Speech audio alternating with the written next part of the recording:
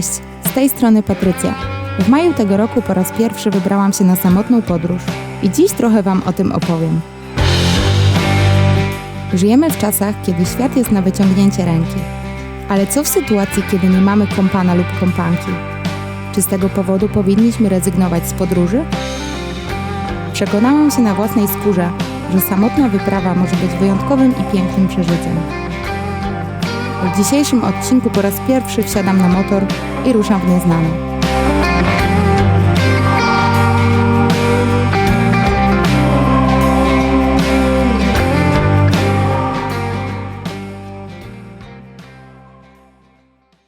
Zaczynamy kolejny odcinek. Dzisiaj zaczyna się najważniejsza część mojej podróży do Wietnamu.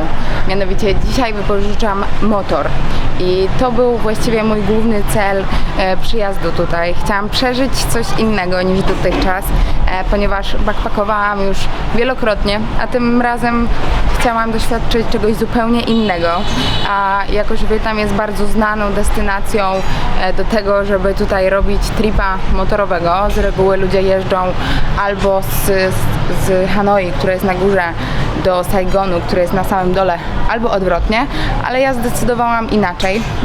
Jestem w północnym Wietnamie i cały czas tutaj pozostanę, będę jeździć sobie po górskich terenach tutaj w Wietnamie. Najbardziej znane miejsca tam to jest Sapa i Ha Giang. Jestem bardzo podekscytowana. Może lekko poddenerwowana, też w sensie mam taki stresik, bo ja nigdy nie jeździłam wcześniej na motorze.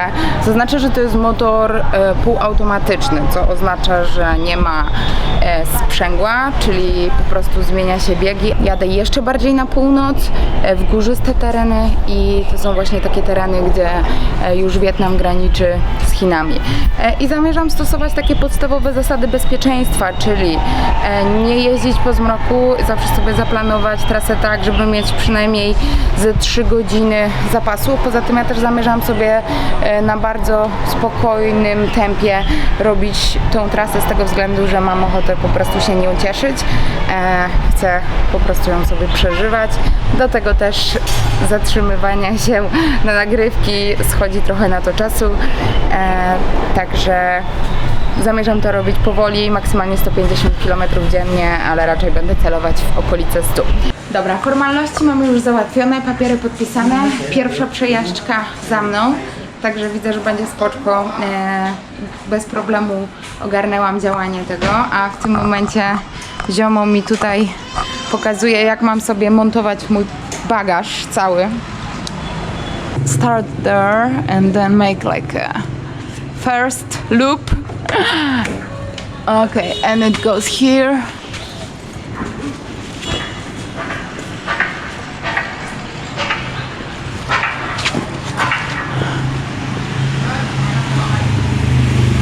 Bagaże mam już zamocowane. Tutaj duży plecak. GoPro poszło do przodu. Uchwyt na telefon, ważna sprawa przy GPS-ie, jak się nie zna drogi. No i ten plecak będę miała na plecach, przynajmniej tymczasowo. Dzisiaj tak wymyśliliśmy i zobaczę, jak się jeździ, kiedy mam bardzo luźno te uchwyty, te szelki, żeby opierał się ciężar na tyle siedzonka, tak żeby nie było mi ciężko na plecach, ale zobaczę, jeśli to dzisiaj nie sprawdzi mi się za bardzo, no to jutro już spróbuję przymocować te oba plecaki z tyłu, żeby czuć się bardziej komfortowo. Ruszam w drogę, jest godzina 10:20. Dzisiaj mam 170 km do przejechania, ale raczej taką prostą drogą, także powinnam w ciągu 3 godzin pokazuje GPS, czyli planuję około 4 godzin jechać. Będę sobie jechała raczej powoli, no bo to mój pierwszy dzień.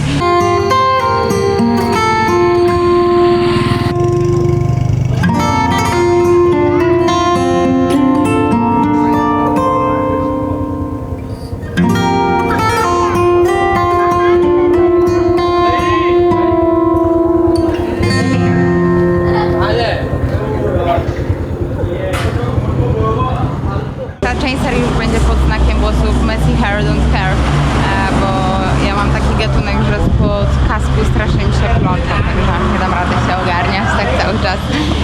Zatrzymałam się właśnie po przejechaniu 100 km Na pierwszy przystanek zatrzymałam się w takim miejscu.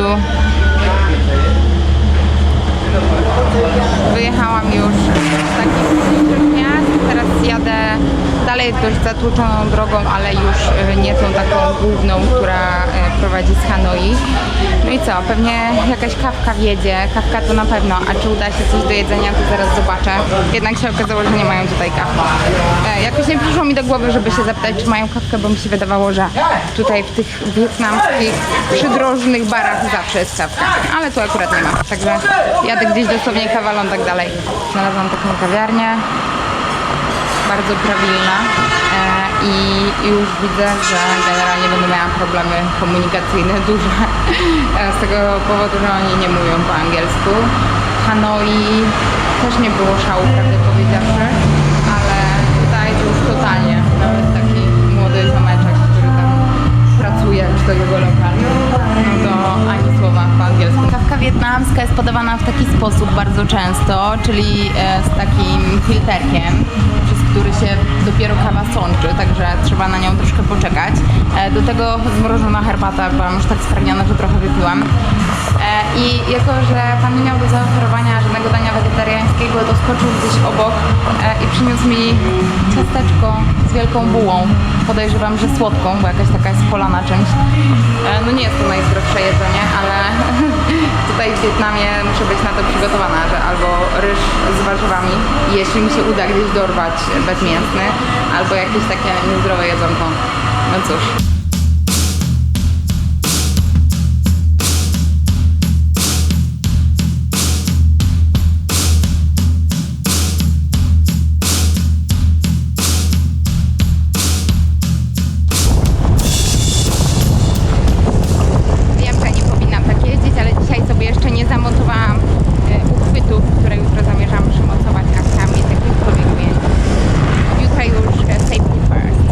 Zatrzymałam się tylko na chwileczkę, żeby wam pokazać, jakie tereny się zaczynają mniej więcej 120 km od Hanoi.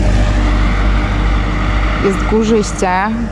Te góry na razie są niskie, natomiast tam, gdzie ja się wybieram podczas tych 14 dni tej podróży, te góry będą coraz wyższe i po coraz wyższych partiach będę jeździć. Także sceneria jest niesamowita właściwie już od pierwszego dnia. Super przeżycie.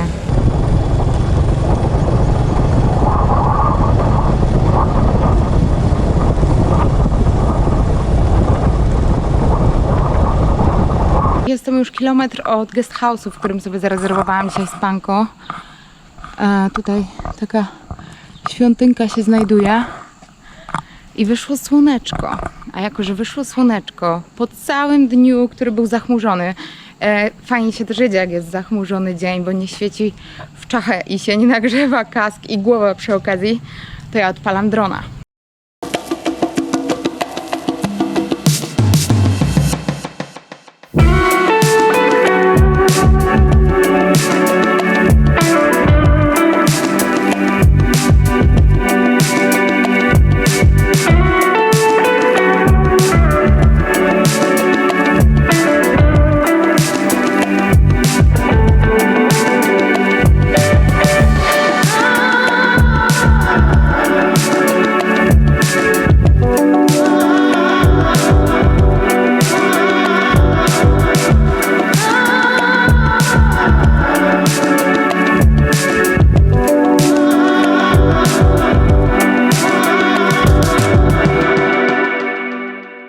Zostałam dzisiaj zaproszona na wspólną kolację razem z właścicielami tego guest house'u, w którym się zatrzymuję.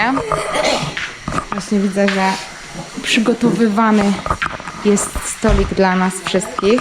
Tutaj jest takie słodkie bobo. Hello! Hello! Hej! I co my tutaj mamy? No, mamy tutaj mięso, więc mam nadzieję, że pani nie zapomniała, że jestem wege. A jak zapomniała, no to trudno. Najwyżej zjem sam ryż z czymś tam. Także zasiadamy. Wegetariańskie rollsy, coś w tym rodzaju, na głębokim oleju smażone. Tutaj jest szpinak albo jakaś inna zielenina. To jest właśnie mięso, o którym wspomniałam wcześniej.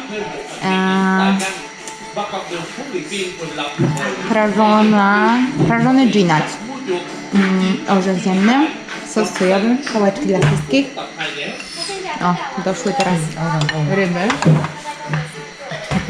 Każdy dostanie swoją miseczkę z ryżem. To jest taka maszyna specjalna do gotowania ryżu. Ja po raz pierwszy taką maszynę widziałam w Japonii, ale one są chyba bardzo popularne pewnie wszędzie w Azji. Zasiadamy do jedzenia. Ja nie będę tutaj stresować rodzinki tym, że miałabym to nagrywać. Także wyłączam się. Następnego dnia nad ranem obudziły mnie dźwięki ulewy z domieszką burzy. Deszcz ustał dopiero przed południem, przez co zdecydowałam zatrzymać się w miejscowości Queen Bean na jeszcze jedną noc.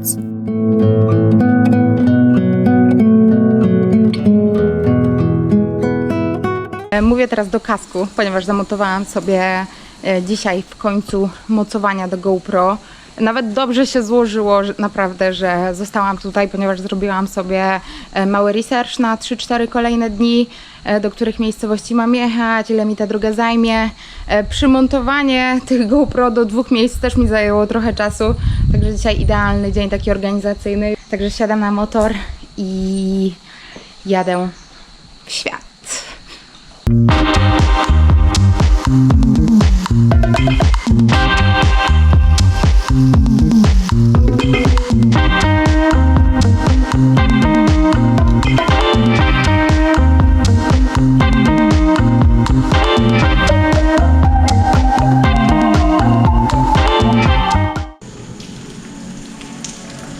Dotarłam do mojego celu. Jestem przy tunelach, które są prowadzone przez jaskinie. Te tunele były oczywiście używane w czasie wojny wietnamskiej. Podobno tam można wjechać i było kiedyś nią przejechać, natomiast czy dalej można, to nie wiem. Jest to kolejne przełamywanie moich strachów, bo po pierwsze nie lubię jaskini, a po drugie ciemno tam jest, ale jadę.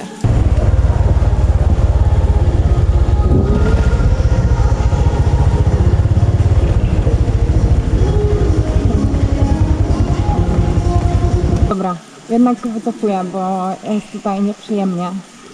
A tutaj jest jakaś imprezka, młodziaki sobie robią. Poza tym nie jestem tak do końca pewna, czy tam bym mogła pojechać i coś tam by było. No ale tak to wygląda, taka jaskinia wielka, naturalna, która była przerobiona na tunel towarowy, transportowy.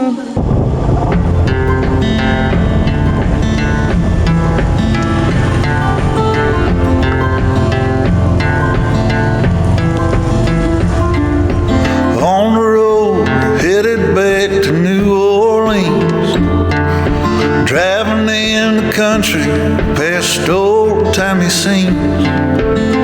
Big birds were singing in the tall willow trees. Mighty fine.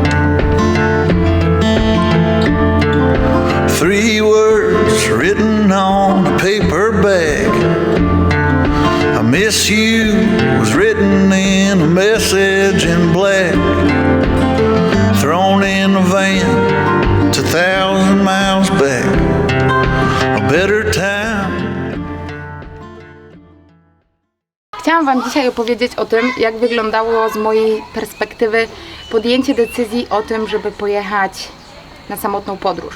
Nie było to wcale takie oczywiste, ponieważ dotychczas podróżowałam przede wszystkim z Oskarem. Jazda we dwoje gdzieś daje pewnego rodzaju poczucie bezpieczeństwa, a jak się jest samej, to trzeba zadbać o siebie i trzeba umieć to zrobić. Przy czym ja wiem, że potrafię o siebie zadbać i mam też dość wysoką pewność siebie, więc to na pewno mi ułatwiło.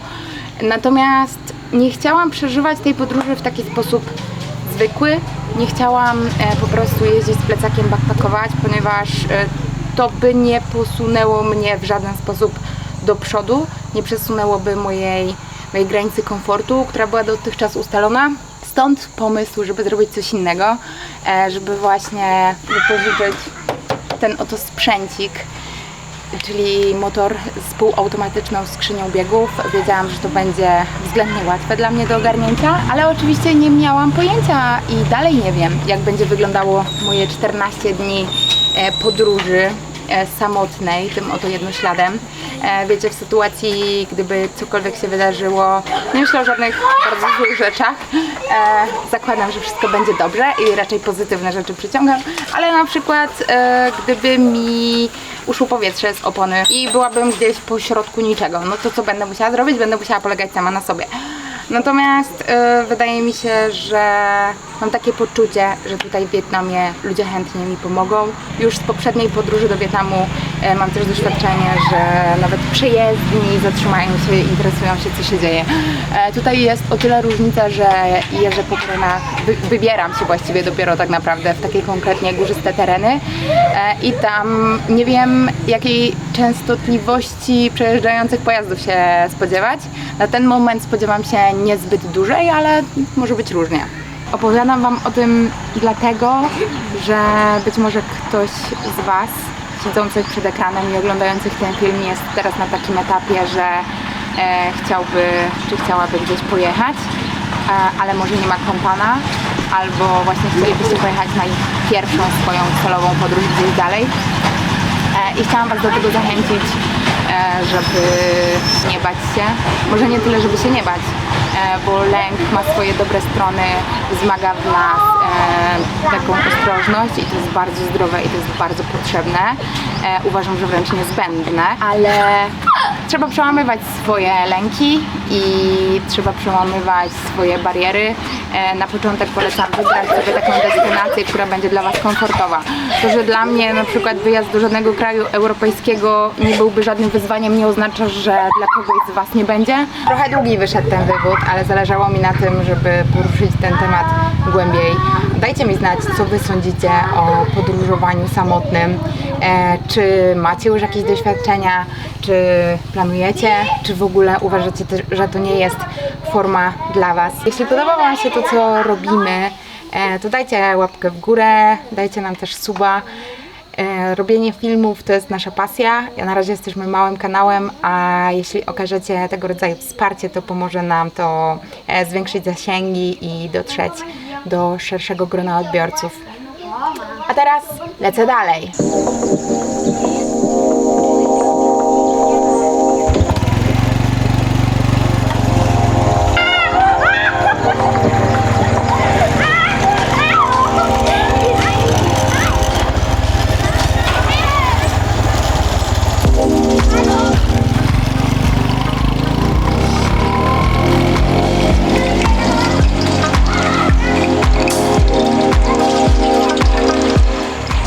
Jako typowa Grażyna latania dronem, przed chwilą właśnie miałam przypał, bo odpaliłam tu drona. Tak myślałam, że może być problem, ale raczej w związku z tym, że to jest teren Parku Narodowego.